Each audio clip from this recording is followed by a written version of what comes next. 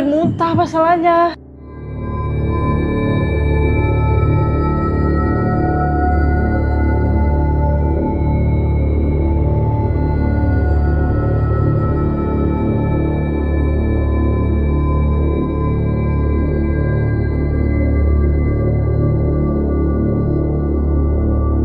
Di sini ada kayak wanita hamil, sering-sering ketemu yang nenek bogok itu. Pernah ada perempuan hamil yang jatuh. Betul. Jangan ganggu konsentrasi gue kenapa? Masa gue gak fokus dari sini. Hai guys, kembali lagi di video Pecarika. Di video kali ini gue berada di gedung yang udah kosong selama 27 tahun guys. Lebih tua gedung ini daripada umur gue sendiri. Gedung ini tuh dikelilingi sungai terbesar di kota ini guys. Ini tepatnya ada di mana? Ada di pinggiran Jakarta. Dan gedung ini dikelilingi oleh pasar. Seperti yang kita tahu, pasar adalah seburuk-buruknya tempat. Dulunya gedung ini mau dijadikan plaza swalayan. Cuman sangat disayangkan, tidak sesuai rencana, gedung ini harus terbengkalai kosong sampai sekarang. Jadi nggak usah pakai lama-lama, kita langsung aja masuk ke dalam dan nanti kita akan sedikit tanya-tanya sama bapak penjaga dari gedung ini guys. Halo Pak, perkenalkan saya Rika. Saya Awang. Saya sedang bersama Bapak Awang guys. Mungkin di sini saya mau sedikit nanya-nanya ya Pak Iya, tentang silakan. sejarah dari gedung ini gitu. Gedung ini bangun tahun berapa ya Pak? Ya kurang lebih dari tahun 90-an lah gitu ya. Soalnya udah kosong dari tahun 98 lah ya. 98 udah kosong, iya betul. Waktu itu krisis moneter ya. Rencana sih mau dibikin kayak model mall begitu. Mau dibuat plaza gitu ya. Betul, iya. Cuma sangat disayangkan tidak sesuai dengan rencana. Pak, semenjak bangunan ini tuh dikosongkan, udah kurang lebih 25 tahunan lah ya. Betul, iya. Apa sih yang sering terjadi di bangunan ini gitu? Ya jadi begini ya. Sebetulnya sih ini kosongnya dari tahun 98 ya. Saya sempat tinggal di sini. Oh, Bapak Saya sempat tinggal di di sini, iya. Berapa tahun tuh Pak? Sekitar kurang lebih 5 tahun saya tinggal di sini. Ada berapa kakak? Sekitar 5 kakak lah tinggal di lantai 2. Ya saya sih selama tinggal di sini selama 5 tahun persis di dalam ini ya. Banyak sih yang saya lihat di sini, terutama ya di pojok sana itu. Sosoknya seperti apa tuh Pak? Di sini ada kayak wanita hamil. Kalau ada nenek-nenek bokok, ya memang dulu meninggalnya di sini juga sama. Alhamdulillah saya selama ini yang sering-sering ketemu yang nenek bokok itu ya bersahabat juga sih di sini. Baiklah ya. Nggak pernah ganggu. Terus konon katanya dulu pernah ada perempuan hamil yang jatuh. Betul. Itu gimana tuh ceritanya? Jadi Pak? ceritanya ini di lantai 1 ini dulu tempat perjudian di sini. Wah. Ada namanya di sini mesin jackpot sekitar 12 unit ya, mesin jackpot yang masuk uang keluar uang tuh. Iya. Jadi dia naik ke atas, suaminya main di sini. Setahu dia ini papan, pas diinjek sama dia ya bolong. Ya akhirnya dia jatuh di ban mesin jackpot, ya meninggal. Jadi pengen lihat-lihat suasana di atas begitu. Ini berapa tingkat ya Pak? Ini 1, 2, 3, 4 nih kalau nggak salah 5 lah. Saya amannya sampai lantai berapa nih? Lantai atas juga aman. Ya cuman ya mohon maaf, itu yang saya bilang ya. Jangan sekali-sekali kita nengok dari atas ke bawah tuh jangan. Bahaya juga ya. Bahaya. Karena nggak ada pembatasnya juga. Betul, nggak ada pembatasnya. Ya amit-amit ya takutnya iseng gitu didorong. Dia harus ekstra hati-hati ya karena ini sangat nggak safety, nggak ada pembatasnya, nggak ada apa-apanya. Banyak banget kecoa. Kayak ada ribuan kecoa deh. Tuh dari tadi tuh di situ tuh kecoa tuh. Guys, di sebelah gua ini ada basement. Ini basement tapi kita udah nggak bisa masukin karena di bawah tuh katanya udah full air, banyak binatang, kuman-kuman, bakteri. Dan ini ditutup sama warga sekitar tuh sama kayak tanah dan juga barang-barang yang udah nggak kepake. Energinya tuh lebih kuat di lantai 1 daripada lantai 2, 3, 4, 5. Dan yang menyita perhatian gue itu ujung sana. Coba kita lihat ada apa. Let's go. Tapi emang ini ya, pengap, kotor. Ini udah surganya kecoa guys. Karena tempatnya udah kotor kayak gini. Dulu sebelum dijadikan tempat untuk rosokan kayak gini, ini sempat dijadikan sarang judi. Buat judi orang-orang. Tapi sekarang udah nggak ada, udah diusir. Sekarang dijadikan untuk yang lebih bermanfaat sedikit, yaitu untuk naruh barang-barang rosokan gitu. Bayangin dulu pernah ditinggalin berapa tadi 5 kakak. Nah di sini masih ada kasurnya nih guys. Oh ini ada ini ya, potongan pohon gitu nggak sih? Kok kayak berisik banget ya? Kalian ngerasa nggak sih kayak berisik ya? Gue ngerasanya tuh kayak berisik, kayak banyak orang. Mungkin kalau kalian yang bisa lihat ya, ini kita kayak di pasar deh. Udah sangat memprihatinkan guys.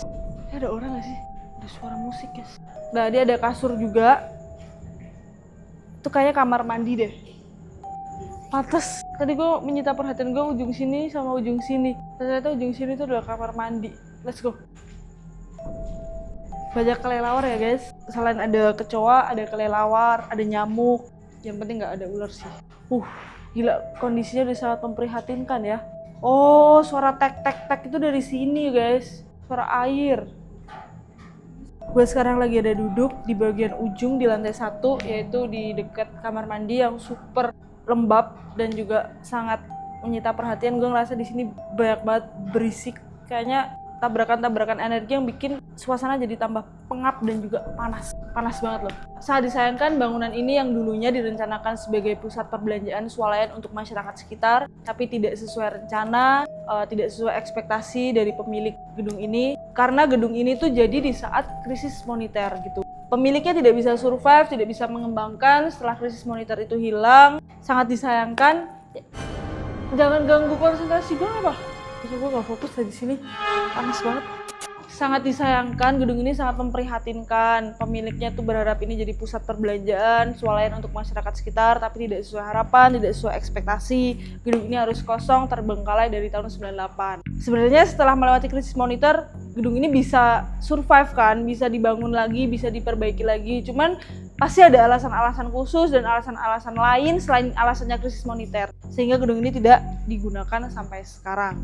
Gedung ini tuh udah kosong kurang lebih 27 tahun dan kata masyarakat sekitar, penghuni dari gedung ini tuh banyak banget. Emang udah ada di sini dari sebelum dibangun dan juga ada yang kiriman-kiriman orang buangnya tuh di sini guys. Yang gue rasain sekarang apa? Mual, sini gue berat, nggak mungkin kan kayak ibu hamil. Gue bisa duduk di situ. Kayak ini kayak berat. Terus sini gue sakit nih, sini gue. Ini apa nih? Ini ada botol anak kecil guys. Mungkin kalau kalian bisa lihat ini ramai banget. Tadi ingat nggak bapaknya ngomong kalau yang sering menampakkan diri itu adalah sosok perempuan hamil dan nenek bongkokan. Dan kalian tahu sekarang gue rasain perut gue kayak nggak enak, kayak mual gitu. Gue masih berpikir positif ya karena tempatnya lembab, kotor dan bau, jadi perut gue mual. Kita coba ya nanti di lantai 2, lantai 3 energinya akan seperti apa. Bismillahirrahmanirrahim. Kok gak enak ya? Pemuntah.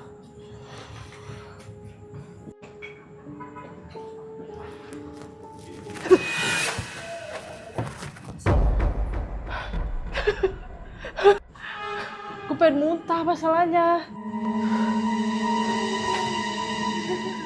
Pak, gue mual, sumpah.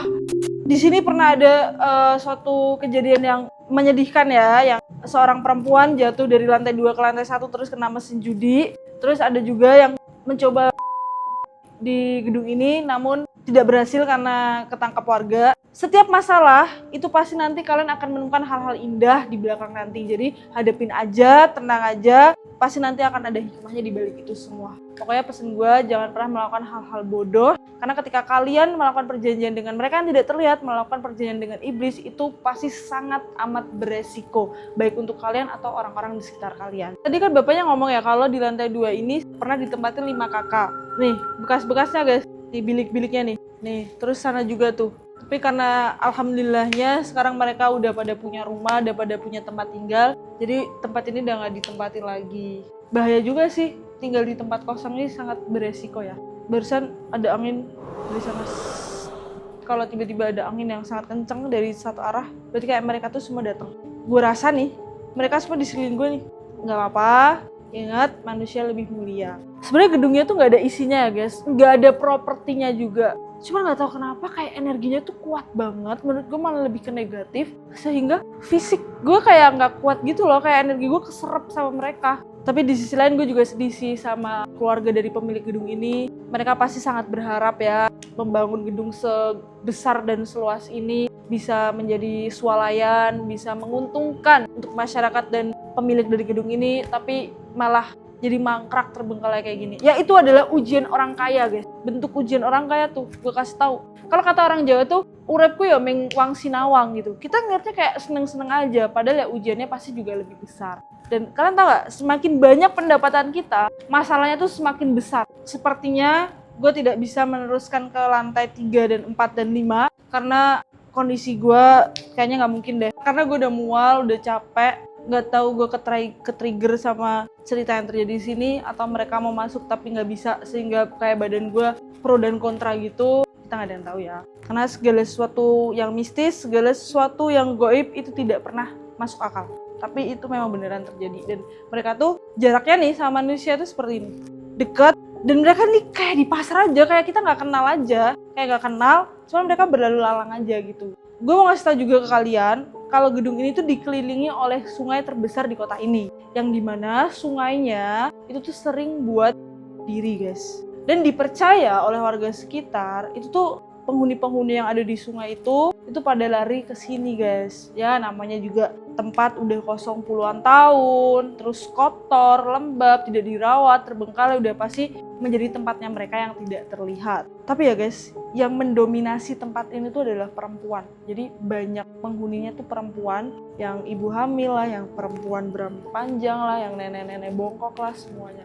Gue tidak bisa melanjutkan ke lantai 3, 4, dan 5 karena kondisi gue juga tidak memungkinkan, juga tim ada yang mual juga, daripada terjadi hal yang tidak kita inginkan malah merepotkan banyak orang gitu. Tadi bapaknya juga berpesan boleh naik tapi jangan lihat ke bawah, terjadi suatu hal yang tidak diinginkan gitu, karena ternyata semakin malam di sini semakin kuat ya energinya. Kayak ada ini loh, ini kayak gue kesana nih kayak gerbang gitu, kayak gerbang mau nggak tahu menuju ke dunia lain gitu. Perlu gue kasih tau juga kalian, ini malam Jumat dan gue ada di gedung yang sudah kosong 27 tahun. Guys, gue dan tim ngerasa hal yang sama, yaitu mual-mual. Jadi gue memutuskan untuk tidak melanjutkan penelusuran ini. Dan gue rasa sama tim tuh sama-sama mual. Jadi kalau misal dipaksakan takutnya malah muntah beneran, malah jadi merepotkan semuanya. Jadi kita langsung aja menyudahi penelusuran ini. Semoga kalian suka dengan videonya, semoga kalian merasakan deg-degannya juga, semoga pesannya tersampaikan. Ditunggu video-video selanjutnya. Jangan lupa like, comment, share, dan juga subscribe guys. Dikit lagi yuk. Nih gue mau tunjukin nih, tadi kan gue ngomong di luar gedung ini tuh dikelilingi oleh pasar nih, tapi udah pada tutup guys. Dan sekarang gue lagi ada di depan gedungnya.